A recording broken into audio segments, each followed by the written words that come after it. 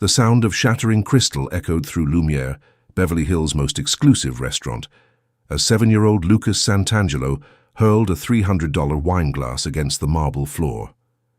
Tears streamed down his face as he screamed words that made grown men in $1,000 suits back away in fear.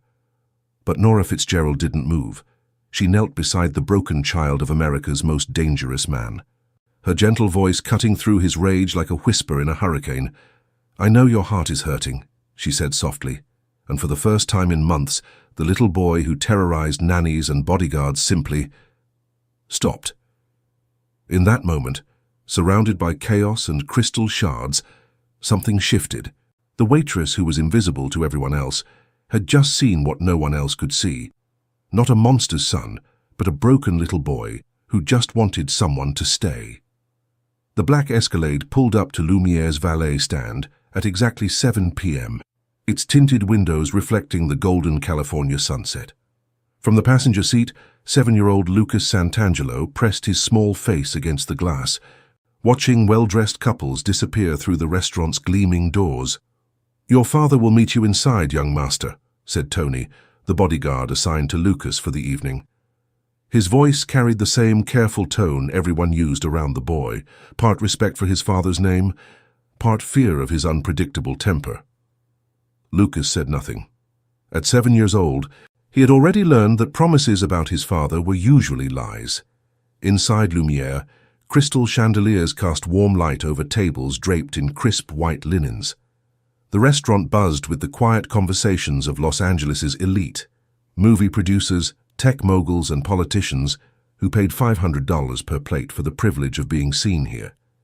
Nora Fitzgerald balanced 3 plates on her left arm while refilling water glasses with practiced efficiency. At 24, she had been working at Lumiere for 8 months, long enough to become invisible to the wealthy clientele who barely acknowledged her existence. She preferred it that way. Invisible meant safe, and safe meant she could keep sending money home to her grandmother in Boston. "Table 12 needs their wine," called Marcus, the head waiter, his French accent thick with irritation. "And the Hendersons are asking about their appetizers again." Nora nodded, tucking a strand of auburn hair behind her ear. She had learned to move through this world like a ghost, efficient, silent, forgettable. It was a survival skill she had perfected over years of working multiple jobs to support herself and her ailing grandmother. The restaurant's heavy doors opened, and Tony entered with a small figure beside him. Lucas Santangelo looked like any other wealthy child in his pressed navy blazer and tiny dress shoes, but Nora noticed the tension in his small shoulders, the way his dark eyes scanned the room with an alertness that seemed too old for his face. "Mr. Santangelo's table," Tony told the maitre d', who immediately straightened. Everyone in Los Angeles knew the Santangelo name, even if they pretended not to. "Of course, right this way," the maitre d' said, leading them to a corner table with a clear view of the entrance. It was Giovanni Santangelo's usual table, positioned strategically so he could see anyone coming or going. Lucas climbed into the oversized chair, his feet dangling above the floor. Tony checked his watch and frowned. "Your father should be here any minute. I'll wait by the door." But Nora, refilling water glasses at a nearby table, caught the flicker of doubt that crossed the little boy's face. She had seen that expression before, in her own mirror years ago, waiting for parents who worked too much and promised too little. 20 minutes passed, then 30. Lucas sat perfectly still, his small hands folded in his lap, watching the door with the patience of a child who had learned not to expect too much. Other diners began to notice the boy sitting alone, whispering behind their hands about the Santangelo Air dining solo.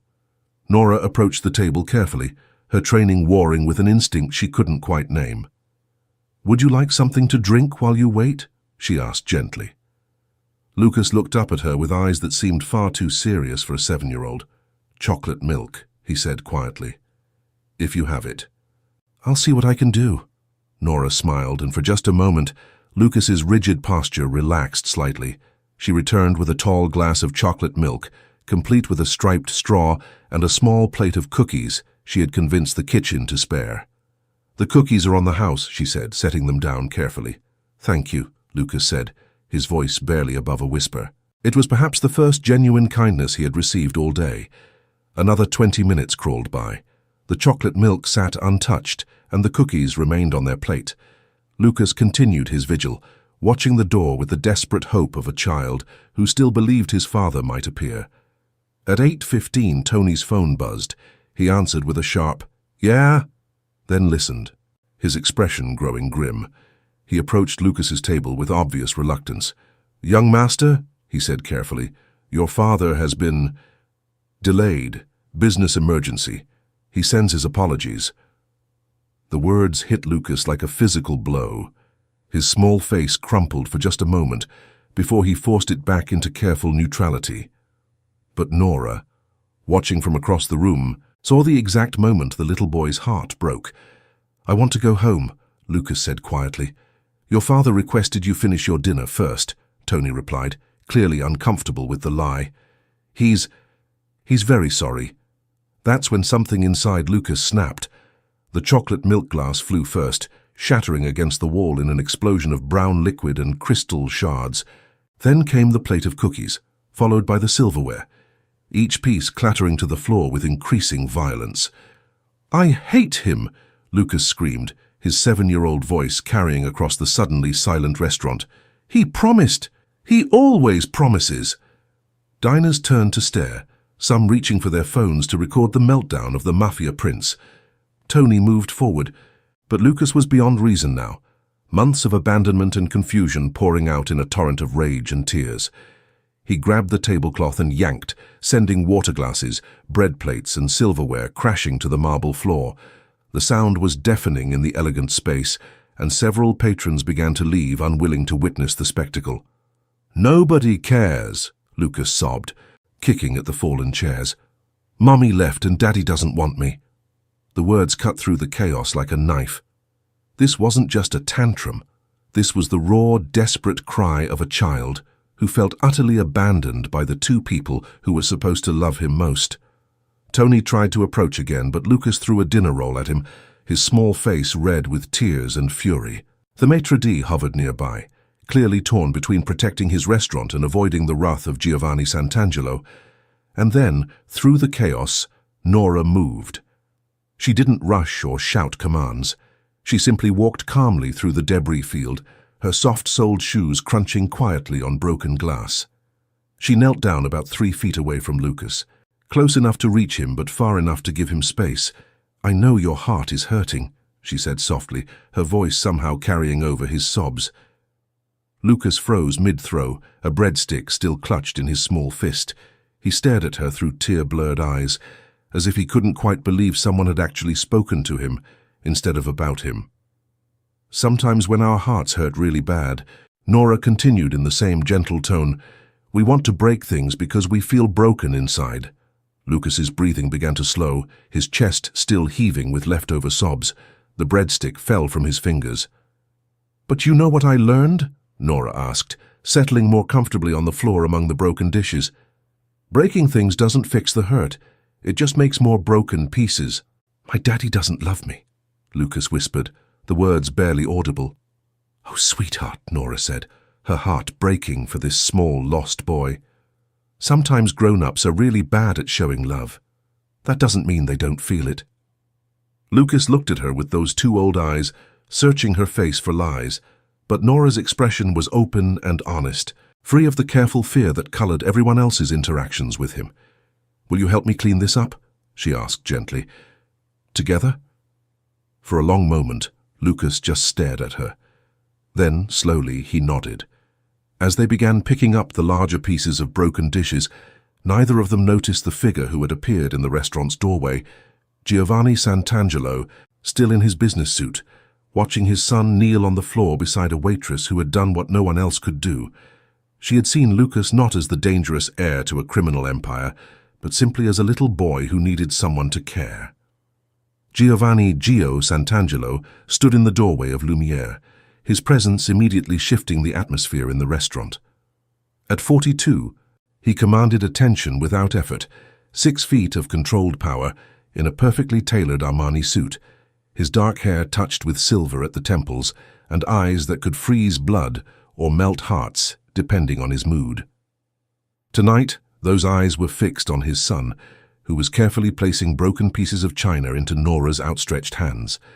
The other diners recognized him immediately. Conversations died mid-sentence, and several patrons suddenly found urgent reasons to leave. Giovanni Santangelo wasn't just wealthy. He was dangerous, the kind of man whose name appeared in whispered conversations and FBI files. But right now, watching his 7-year-old son work alongside a young waitress to clean up the destruction he had caused, Gio felt something he rarely experienced: uncertainty. "Daddy." Lucas looked up from where he knelt on the floor, his small face still streaked with tears. The hope in his voice was heartbreaking, as if he couldn't quite believe his father had actually come. Gio's jaw tightened almost imperceptibly. The scene before him was a stark reminder of his failures as a father, and Giovanni Santangelo was not a man accustomed to failure. "Lucas," he said, his voice carefully controlled. "What happened here?" Nora rose gracefully from the floor, still holding pieces of broken glass. She could feel the shift in the room's energy, the way everyone seemed to hold their breath in the presence of this man. But when she looked at him, she saw something others missed: the way his hands clenched slightly at his sides, the almost imperceptible tension around his eyes when he looked at his son. "It was an accident," she said quietly, stepping slightly closer to Lucas in an unconsciously protective gesture. Gio's gaze shifted to her for the first time, really seeing her. Auburn hair pulled back in a simple ponytail, green eyes that met his without flinching, and a quiet strength that reminded him of someone he tried not to think about. She was beautiful, in an understated way, that had nothing to do with the artificial perfection he was used to seeing in his world. "An accident," he repeated, his tone unreadable. "Sometimes accidents happen when we're feeling big emotions," Nora continued, her hand resting gently on Lucas's shoulder. Lucas was just having a hard time. The simple honesty in her words hit Gio harder than he expected. When was the last time someone had spoken to him without fear or calculation? When was the last time someone had defended his son instead of just managing him? "I see," Gio said slowly.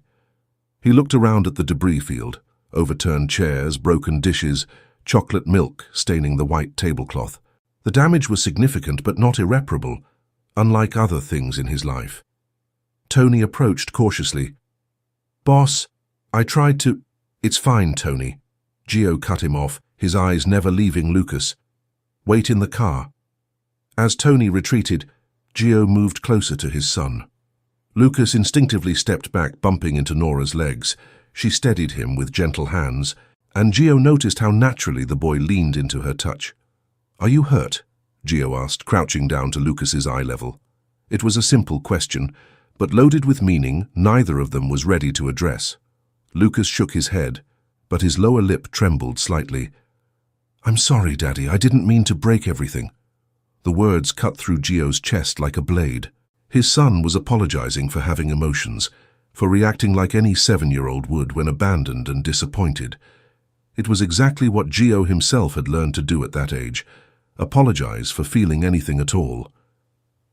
"You don't need to apologize," Gio said quietly, and Nora was surprised by the gentleness in his voice. "I should have been here." "You're here now," Lucas said hopefully, and Gio's expression tightened with something that looked like pain. "Yes," Gio agreed, though they both knew it wasn't enough. It was never enough. He stood, pulling out his phone to handle the practical matters, paying for damages, ensuring the restaurant's silence, managing the fallout. It was easier than dealing with the emotional wreckage that couldn't be fixed with money. "Mr. Santangelo," the maitre d' approached nervously. "Please don't worry about the damages. These things happen." "I'll pay for everything." Gio cut him off, his voice returning to its usual commanding tone. "And for any lost business tonight. I trust this incident won't become a topic of conversation." The threat was subtle but unmistakable. The maitre d' nodded quickly. "Of course, sir, complete discretion." As Gio handled the business side of the disaster, Nora continued helping Lucas collect the smaller pieces of debris. She noticed how the little boy kept glancing at his father, as if afraid he might disappear again. "He came," Lucas whispered to her, so quietly that only she could hear. "He actually came." "He did," Nora agreed, her heart aching for this child who was so grateful for the bare minimum of parental attention. "Miss..." Gio's voice interrupted her thoughts. He was looking at her with an intensity that made her suddenly aware of how she must appear, kneeling on the floor in her simple black uniform, surrounded by the chaos his son had created. "Fitzgerald," she supplied. "Nora Fitzgerald." "Miss Fitzgerald," he continued, his accent carrying just a hint of his Italian heritage, "I want to thank you for helping Lucas." There was something in his tone that suggested he wasn't used to thanking people, especially not for showing basic human kindness to his child. "Any child would need help in this situation," Nora said simply. "Lucas is a good kid. He was just overwhelmed." Gio studied her face, looking for the calculation he was used to seeing, the angle, the agenda, the fear. But Nora's expression remained open and honest, focused entirely on Lucas's well-being, rather than his father's reputation or wealth. "Daddy," Lucas tugged on Gio's jacket, "can Nora eat dinner with us?" The question hung in the air like a challenge. Gio looked down at his son, then at the young woman who had somehow accomplished what teams of nannies and child psychologists had failed to do. She had calmed Lucas down and made him feel heard. "Miss Fitzgerald is working," Gio said carefully. "Actually," came a voice from behind them. Marcus, the head waiter, had been watching the entire scene with growing understanding. Nora's shift ended 20 minutes ago. Nora shot him a surprised look, but Marcus just smiled slightly. He had children of his own, and he recognized something special when he saw it. "Please?" Lucas asked, looking up at Nora with hopeful eyes. "I promise I won't break anything else." Nora glanced between father and son, seeing the complex emotions playing across both their faces. Gio looked like a man trapped between wanting to give his son everything and being terrified of letting anyone too close. Lucas looked like a little boy who had found something precious and was afraid it would be taken away. Nora began, then stopped. Every instinct told her to politely decline, to maintain the safe distance between her world and theirs. But looking at Lucas's hopeful face, she found herself nodding. "Okay, just for a little while." The smile that spread across Lucas's face was like sunshine breaking through storm clouds. And for just a moment, Nora could have sworn she saw something similar flicker across his father's carefully controlled expression. As the restaurant staff efficiently cleaned up the remaining debris and reset their table, Nora found herself sitting across from one of the most dangerous men in Los Angeles, sharing a meal with his 7-year-old son, who desperately needed someone to see him as more than just a problem to be managed. She had no idea that this simple act of kindness would change all their lives forever. The newly reset table felt different now, less formal, more intimate. Lucas sat between his father and Nora, chattering away as if the earlier meltdown had never happened. For the first time in months, he seemed genuinely happy, and Gio found himself studying the young woman who had somehow worked this miracle. And then the goldfish jumped right out of the bowl. Lucas was telling Nora about his day at private school, his small hands gesturing excitedly. Mrs. Peterson screamed so loud that Mr. Jenkins came running from the next classroom. Nora laughed, a genuine sound that made Lucas beam with pride. "What did you do?" "I caught him," Lucas announced proudly. "I saved Freddie the fish. Mrs. Peterson said I was a hero." "You were," Nora agreed, ruffling his dark hair. "That was very brave of you." Gio watched this interaction with fascination. Lucas had been through 6 nannies in the past year, each one leaving after dealing with his increasingly difficult behavior. Yet here he was, animated and sweet, responding to Nora's attention like a flower turning towards sunlight. "Miss Fitzgerald," Gio said, his voice cutting through Lucas's story. "You're very good with children. Do you have any of your own?" The question was casual, but Nora caught the underlying assessment in his tone. She set down her water glass carefully. "No, I don't, but I have experience with kids. I used to help take care of my neighbor's children back in Boston." "Boston," Gio repeated. "You're far from home." "Sometimes distance is necessary," Nora replied, and something in her tone suggested there was more to that story. Before Gio could probe further, Lucas tugged on Nora's sleeve. "Do you want to see my drawing?" He pulled a crumpled piece of paper from his jacket pocket, a crayon drawing that looked like it had been worked on extensively. It showed 3 stick figures standing in front of what might have been a house, though the proportions were distinctly 7-year-old. "This is me," Lucas pointed to the smallest figure, "and this is Daddy." The middle figure was notably larger and darker. "And this is—" He trailed off, looking uncertain. "Who's the third person?" Nora asked gently. "I don't know yet," Lucas said quietly. "But I thought maybe. Maybe it could be someone nice, someone who stays." The words hit both adults like a physical blow. Gio's jaw tightened, and Nora felt her throat constrict with unexpected emotion. This little boy was literally drawing his wish for a family, for someone who wouldn't leave him. "It's a beautiful drawing," Nora managed, her voice slightly thick. "You're a very talented artist." Lucas beamed and carefully folded the paper back up.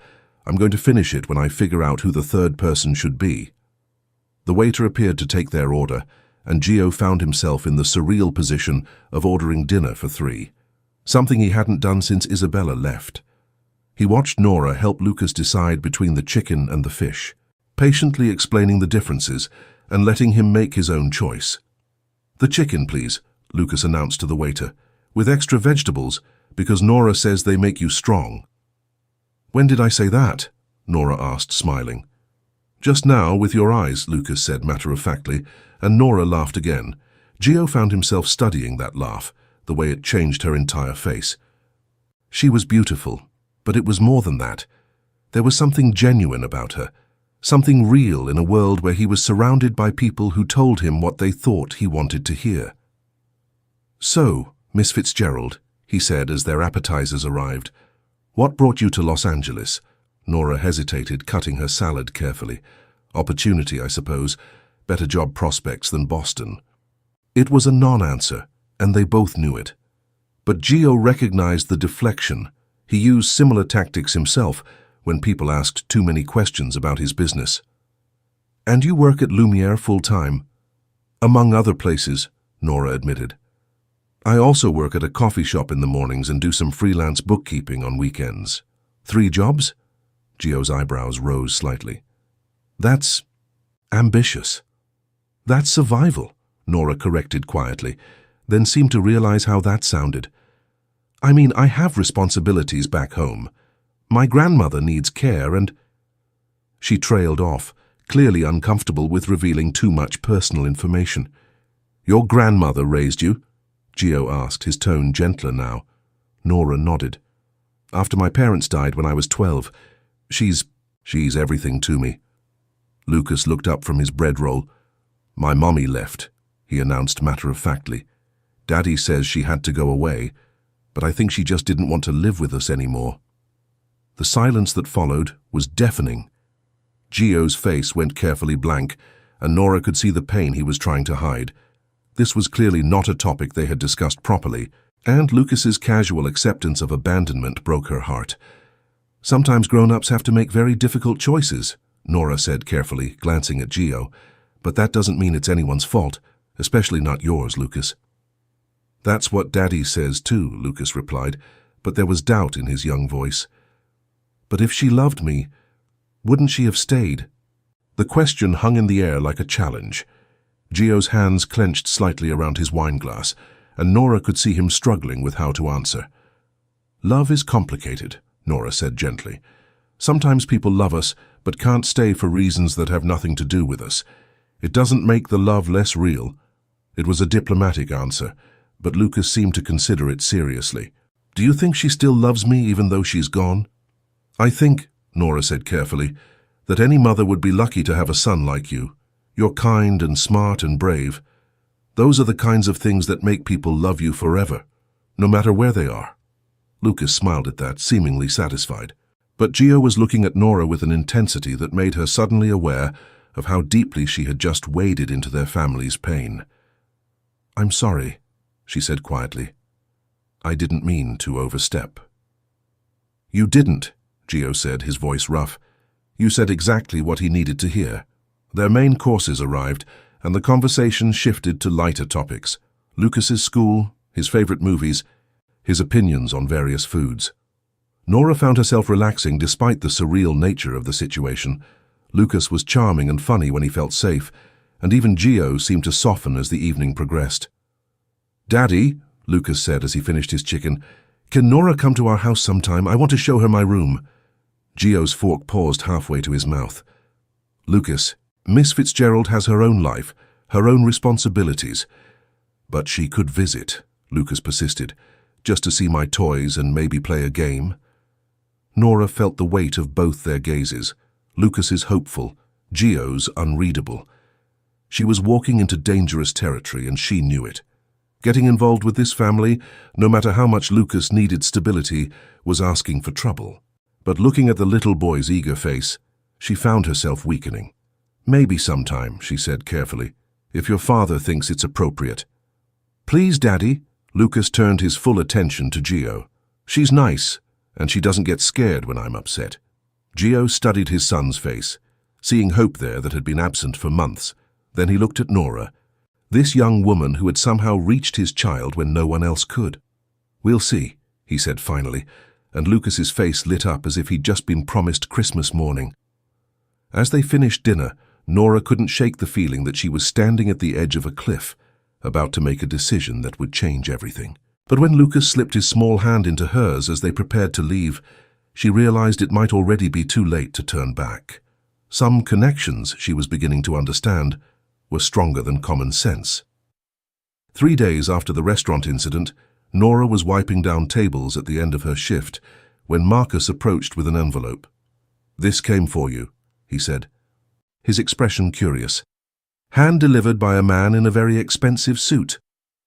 Nora's heart skipped as she recognized the heavy cream paper with G. Santangelo embossed at the top. Inside was a brief note in elegant handwriting. "Miss Fitzgerald, Lucas has asked about you every day since our dinner. If you're amenable, I would like to invite you to our home this Saturday afternoon. Lucas would very much like to show you his room as promised. A car will collect you at 2 p.m. if you accept. G. Santangelo." Below the note was an address in the Hollywood Hills and a phone number. Nora stared at the invitation, her practical mind warring with something deeper. She should decline. Getting further involved with the Santangelo family was dangerous on multiple levels, but the memory of Lucas's hopeful face kept intruding on her rational thoughts. Saturday afternoon found her sitting in the back of a black Mercedes, winding through the exclusive neighborhoods of the Hollywood Hills. The houses grew larger and more isolated as they climbed, until finally they turned through imposing iron gates and up a long driveway. The Santangelo mansion was breathtaking, a modern interpretation of Mediterranean architecture, with clean lines and floor-to-ceiling windows that offered stunning views of Los Angeles below. It was beautiful, but also fortress-like, with security cameras and high walls that spoke of a family that lived with constant awareness of danger. Lucas burst through the front door before the car had fully stopped, his face bright with excitement.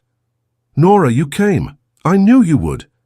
He threw his arms around her waist, and Nora felt her heart melt a little more. Behind him, Gio appeared in the doorway, looking more relaxed than she had seen him at the restaurant.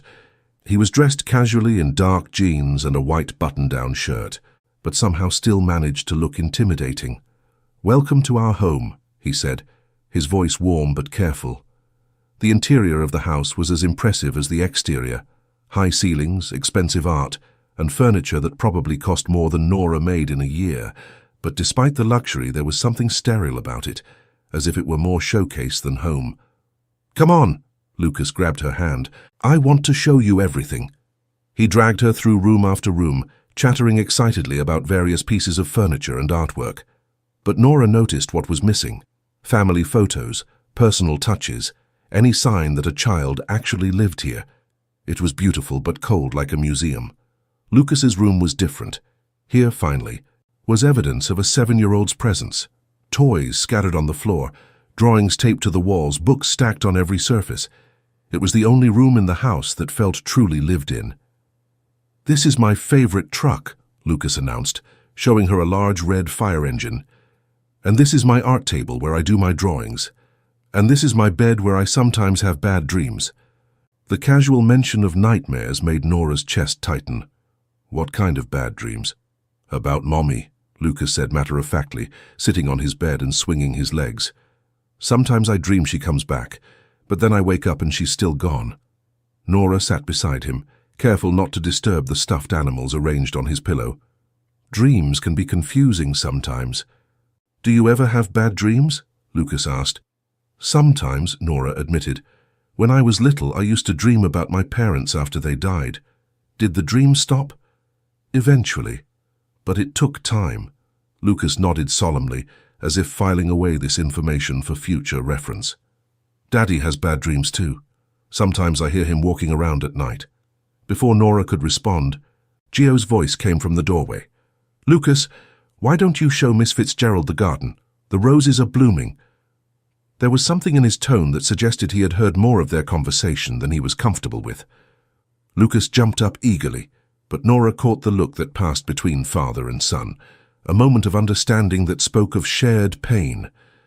The garden was spectacular, with manicured lawns and flower beds that probably required a team of gardeners to maintain. Lucas ran ahead to a swing set tucked under a large oak tree, leaving Nora and Gio walking side by side.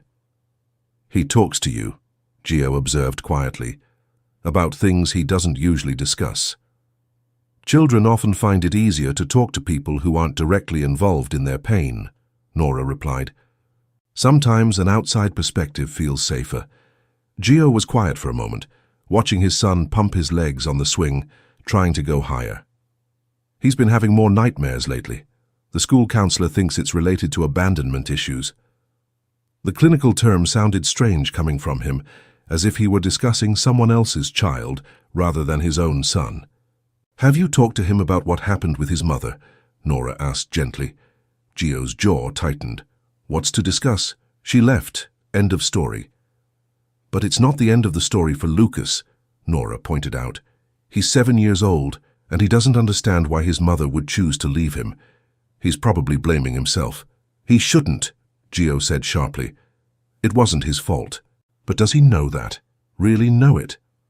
Gio stopped walking, his hands clenched at his sides. For a moment Nora thought she had pushed too far. But when he spoke, his voice was raw with an emotion she hadn't expected. I don't know how to talk to him about it, he admitted. I don't know how to explain something I don't understand myself. The vulnerability in his admission caught Nora off guard. This was Giovanni Santangelo, a man who controlled criminal enterprises and commanded fear from dangerous people. But right now, he just looked like a lost father who was drowning in his own inadequacy. Maybe you don't need to have all the answers, Nora suggested softly. Maybe you just need to let him know that his feelings are valid and that you're not going anywhere. Gio looked at her sharply. And what makes you think I'm not going anywhere? The question hung between them, loaded with meaning. Nora realized she had made an assumption based on hope rather than evidence. Men in Gio's world lived dangerous lives. There were no guarantees. I suppose I don't know that, she said quietly. But Lucas needs to believe it. Even if you can't promise it. Look at me, Lucas called from the swing, interrupting their intense conversation. I'm flying. Both adults turned to watch him, and Nora saw something shift in Gio's expression as he looked at his son. Love, yes, but also fear. The kind of bone-deep terror that came from having something precious that could be lost. He looks like her, Gio said suddenly. Sometimes when he smiles, it's like she's right there. Is that why it's hard to be around him sometimes? Nora asked gently. Gio's silence was answer enough. They spent the rest of the afternoon in the garden, with Lucas showing Nora every flower, every tree, every corner of his world. Gio watched from a distance, occasionally joining their conversations, but mostly observing. Nora could feel his eyes on her, studying her interactions with his son, trying to understand what made her different from all the others who had tried and failed to connect with Lucas. As the sun began to set, painting the sky in shades of orange and pink, Lucas finally began to tire.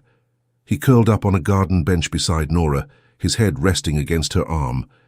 I wish you could stay for dinner, he said sleepily, and maybe watch a movie with us. I wish I could too, Nora said honestly, but I have to work tonight. At the coffee shop? Yes, the evening shift. Lucas was quiet for a moment. Then, "Do you like working so much?" The innocent question hit harder than it should have. "I work because I have to, sweetheart.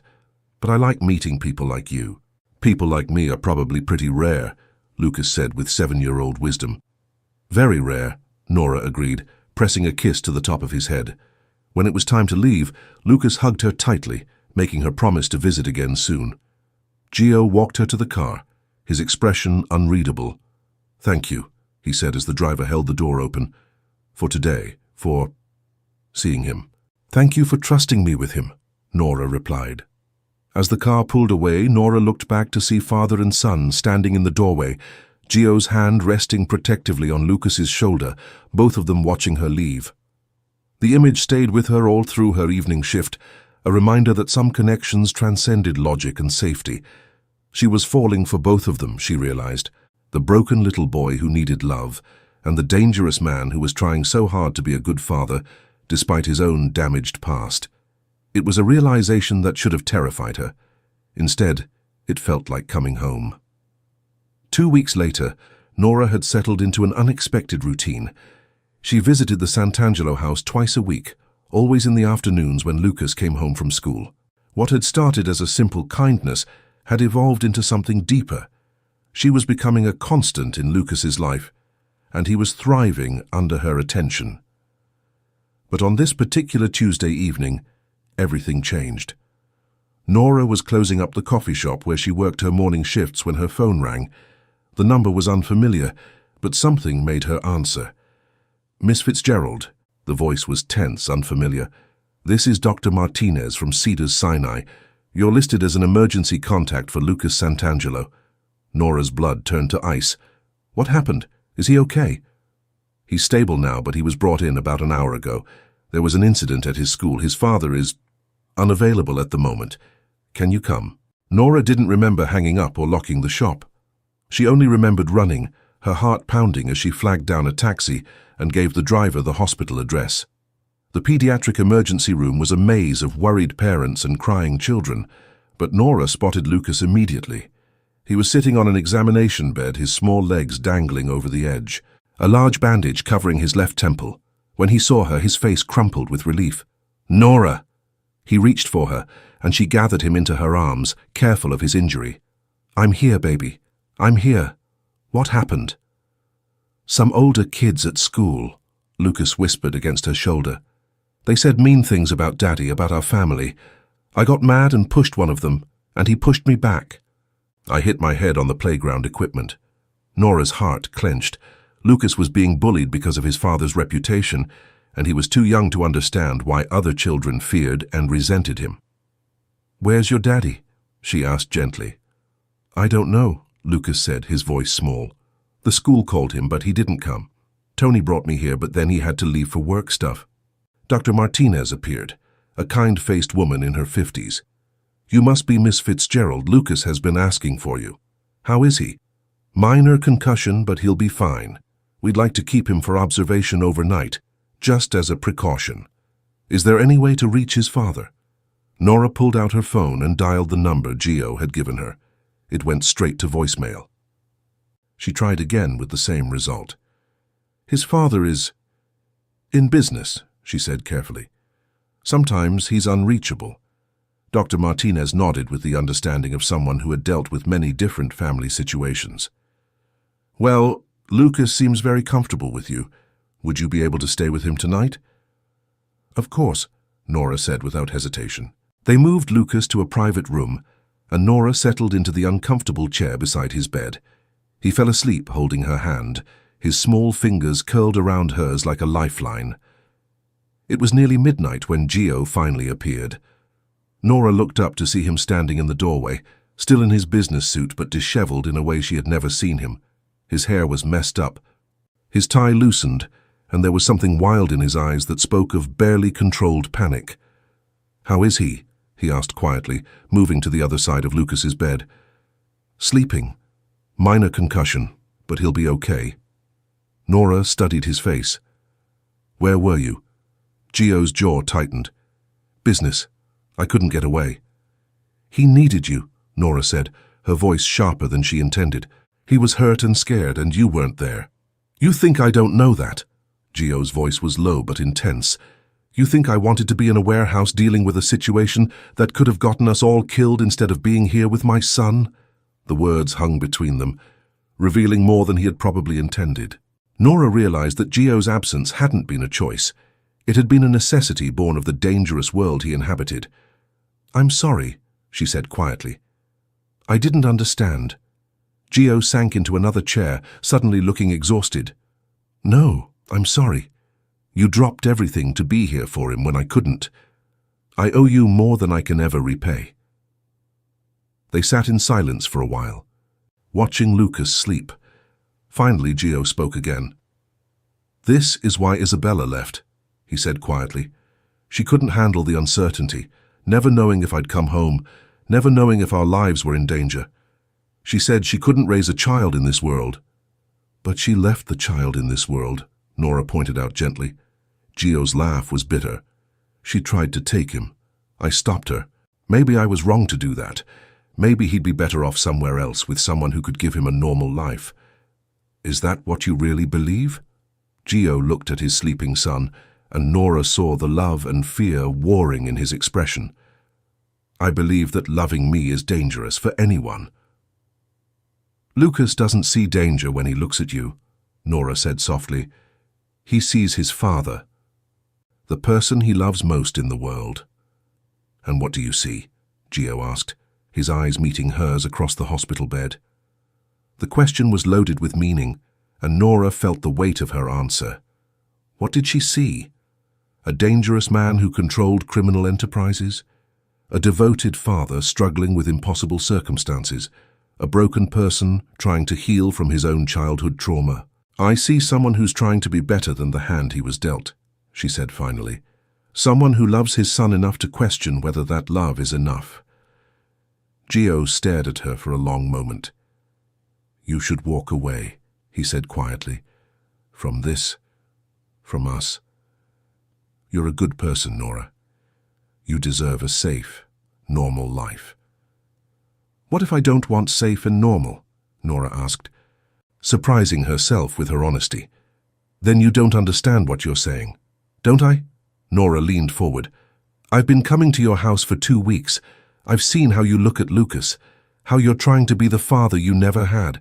I've seen you struggle with emotions you don't know how to express. You think I don't know what I'm walking into? You know some of it, Gio said, but not all of it, not the worst of it. Then tell me, Nora challenged. Tell me the worst of it and let me decide for myself. Gio was quiet for so long that Nora thought he wouldn't answer. When he finally spoke, his voice was barely above a whisper. My father abandoned me when I was 7 years old. Same age Lucas is now. Just left one day and never came back. I swore I'd never do that to a child, but every day I'm terrified that I'm failing him the same way. That my world, my choices, my past, that it's all going to destroy him. And what about your mother? Nora asked gently. Died when I was 12. Overdose. She couldn't handle being alone, couldn't handle the life my father left us with. Gio's hands clenched. I learned early that love doesn't protect you from anything. It just gives you more to lose. The pieces clicked into place for Nora.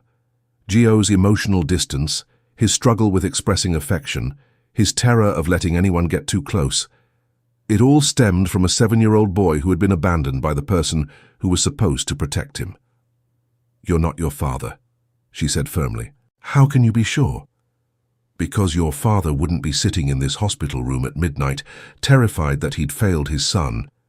Your father wouldn't care enough to question his own choices. Lucas stirred in his sleep, mumbling something incoherent. Both adults immediately focused on him, but he settled back into peaceful slumber. He asked for you, Gio said quietly. When the school called, when he was hurt, he asked for you. He asked for his father too, Nora replied. You're the most important person in his world, Gio. Don't let your fear make you forget that. Gio stood up abruptly, walking to the window that overlooked the city lights. I can't promise you safety, he said without turning around. I can't promise you a normal life or a future without complications. Being part of our world means accepting risks that most people never have to consider.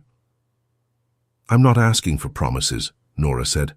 "I'm asking for honesty, and for you to stop trying to make my choices for me." Gio turned back to face her, and in his eyes she saw something she hadn't seen before. Hope, fragile and tentative, but real. "You could walk away right now," he said. "Lucas would be hurt, but he'd recover. You could go back to your safe life, find someone who doesn't come with a target on his back." "I could," Nora agreed, "but I won't." "Why?" Nora looked at Lucas, sleeping peacefully between them, then back at Gio. "Because that little boy has already claimed a piece of my heart. And because his father is worth the risk." The silence that followed was charged with possibility and fear in equal measure. Finally, Gio moved back to his chair, reaching across the bed to take Nora's free hand. "If you stay," he said quietly, "you belong to us, both of us, and we protect what's ours." "Is that a threat or a promise?" Nora asked. "Both," Gio replied, his thumb tracing across her knuckles. "In my world, they're often the same thing." As dawn broke over Los Angeles, painting the hospital room in soft golden light, Nora made her choice. She squeezed Gio's hand and settled back in her chair, ready to face whatever came next. She was part of their family now, for better or worse. And looking at the two Santangelo men who had claimed her heart, she couldn't bring herself to regret it.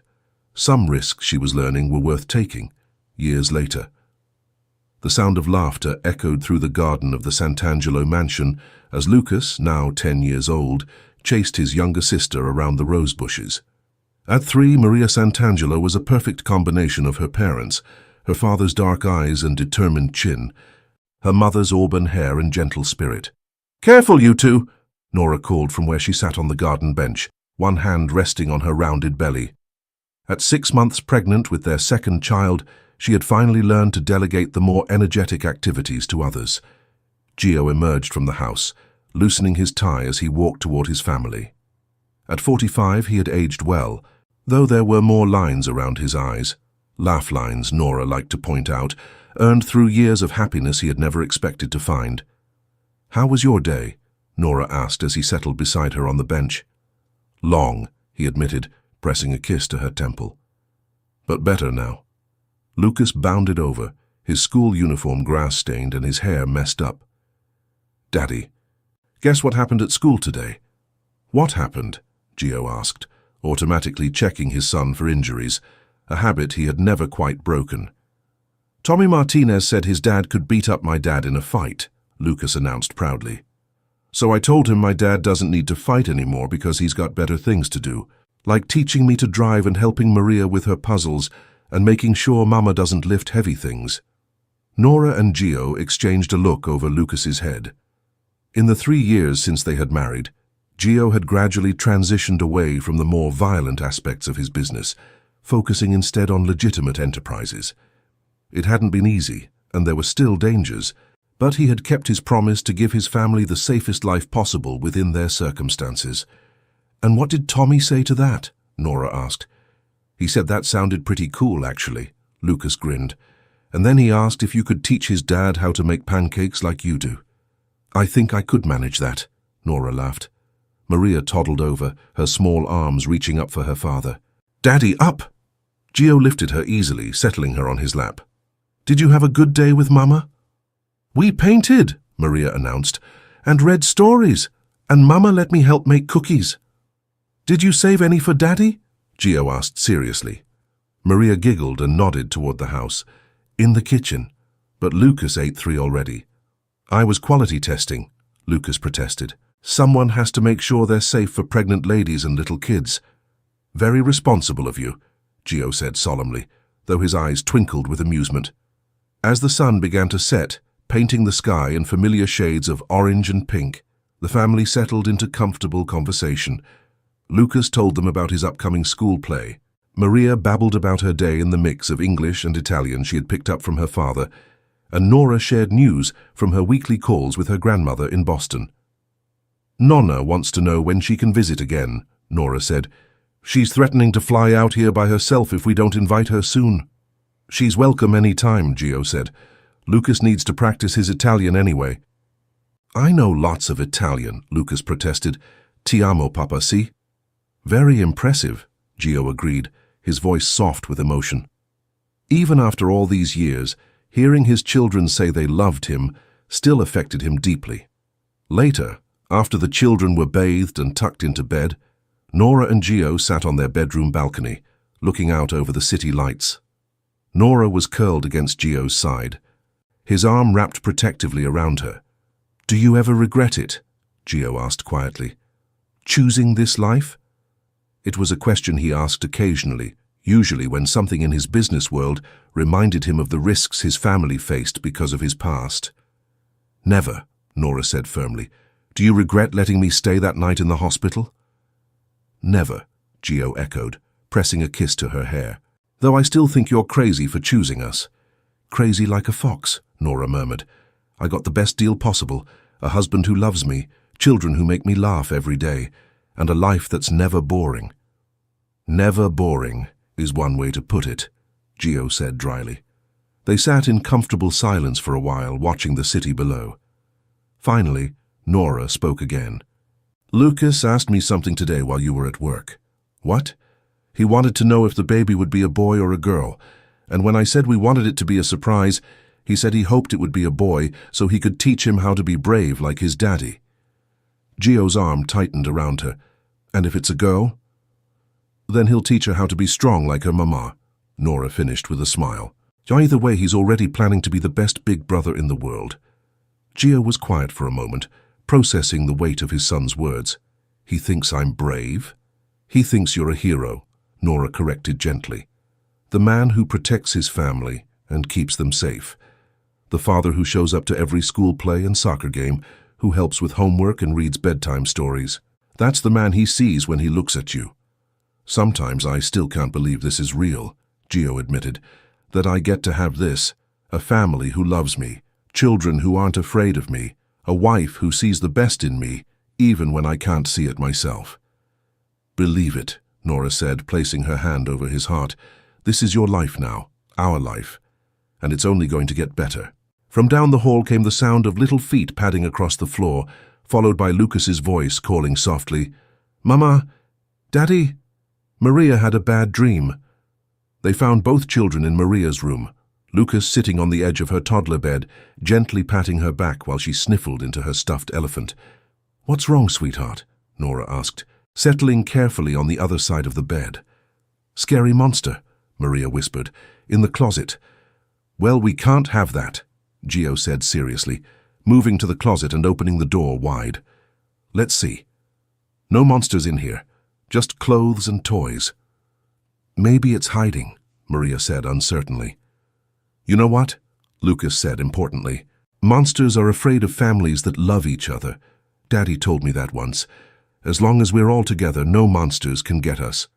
"Is that true, Daddy?" Maria asked. Gio knelt beside the bed, his expression solemn. "Absolutely true. Love is the strongest magic there is, and this family has more love than any monster could handle." Maria seemed satisfied with this explanation. Curling up under her covers with her elephant clutched tightly, "Will you stay until I fall asleep?" "Of course," Nora said, settling into the rocking chair beside the bed. "Lucas, do you want to help me sing the lullaby?" As their voices blended together in the soft Italian lullaby that Gio had taught them, Maria's eyes grew heavy. Lucas held her hand, and Gio stood guard by the window, watching over all of them. It was a scene that would have seemed impossible just a few years ago. Giovanni Santangelo, feared by enemies and respected by allies, singing lullabies to his children while his pregnant wife rocked gently beside their daughter's bed. But this was what love had done to him, what family had made possible. When Maria was finally asleep, they tucked Lucas back into his own bed, where he proudly showed them the latest addition to his drawing collection, the same stick figure family he had drawn years ago, but now complete.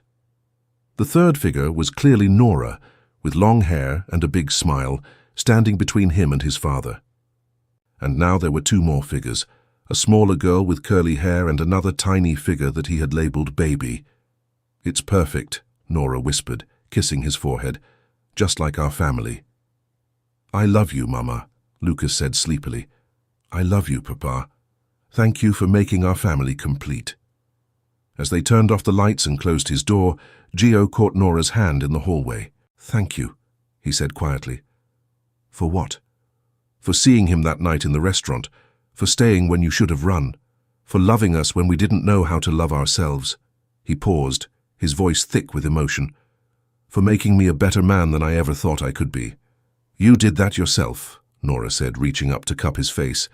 "I just reminded you who you already were underneath all that fear." "I love you," Gio said, the words still carrying the wonder of someone who had never expected to say them and mean them completely. "I love you too," Nora replied. "All of you. Forever." As they walked back to their bedroom, past the rooms where their children slept safely, Nora thought about that night 3 years ago when a little boy had broken dishes and her heart in equal measure. She had made a choice then to see past the chaos to the pain underneath, to offer kindness instead of judgment. That choice had led to this, a love deeper than she had ever imagined possible, a family that had healed each other's wounds, and a future bright with promise. Sometimes, she reflected, the most dangerous risks led to the most beautiful rewards, and sometimes all it took to change everything was one person willing to kneel down beside a broken child and whisper, "I know your heart is hurting." In the end, that was all any of them had ever needed. Someone to see their pain, to stay through the storm, and to believe that love was stronger than fear. They had found that in each other, and it had made all the difference.